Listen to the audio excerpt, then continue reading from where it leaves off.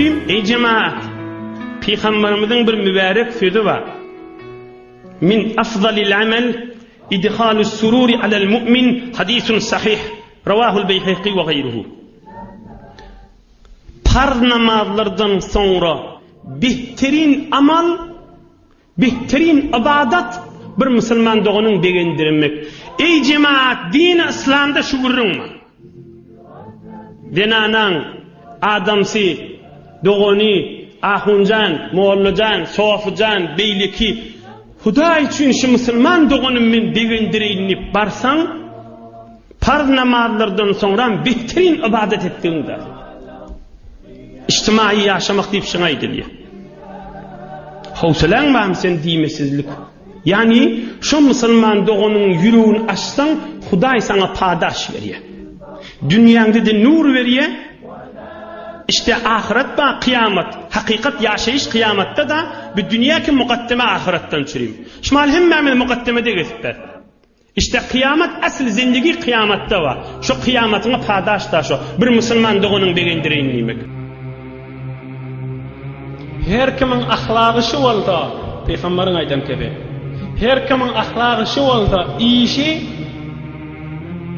bir aldırap titrap geliyen, iş yolu düşmanı geliyen, şunu beydip şeydip işini yenildip de, Müslümanların işini yolu salayan adam olsa biri, pul gerek bolyan olsan, idaran işi düşüyen olsan, her neyem olsan, beydip şeydip, anırdan aldırap titrap geliyenin işini yolu salayan, şu cire adamın ahlakı olsa teredin başında hakkı özüm duracak deyiptir.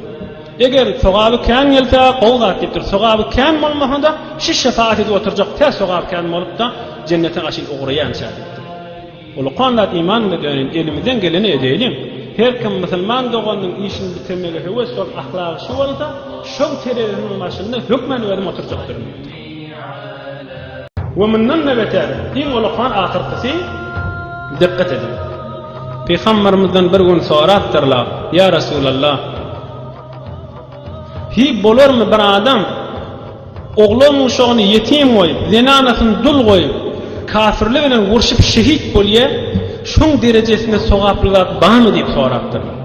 Peygamberimiz aytibdir, gece turib namoz o'qiysang o'qiy, günnizlar arada tutsang tut, yilla hajil qilsang git, o'ng darajasini bakıyor, merahim deyipdir. Xudo yo'lini jihad etgani. Şeyli Xudo yo'lini jihad etganing darajasi kam mo'lla. Onun da Peygamberimiz nima deydi?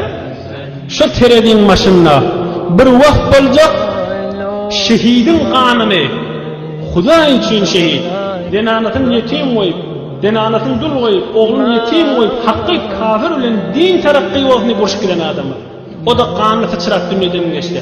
Şon qanını teredin bir qaptalına qo'yilib ve ulamadan din terakki olsun deyip ders temrin edenine yaddaşlarını, hutkarını, cevherini, murakkabani, şirnilini onunla bir kaptalla koyulacak kişinin hayhi bir ağır geliyor. Şunla ulamadan murakkabları, cevherleri şehidin sıçrak dökülen kanununa ağır gelecek gibi. Din terakki olsun Müslümanlara ilm gerek deyip de yalanladı şehidin kanı sıçranlarına ol murakkab yazıya, hutkar yazıya şun ertesi kalmamışlar. Vakıın şu hadis bilen oğlum orta düşme hemmetin muallada amali.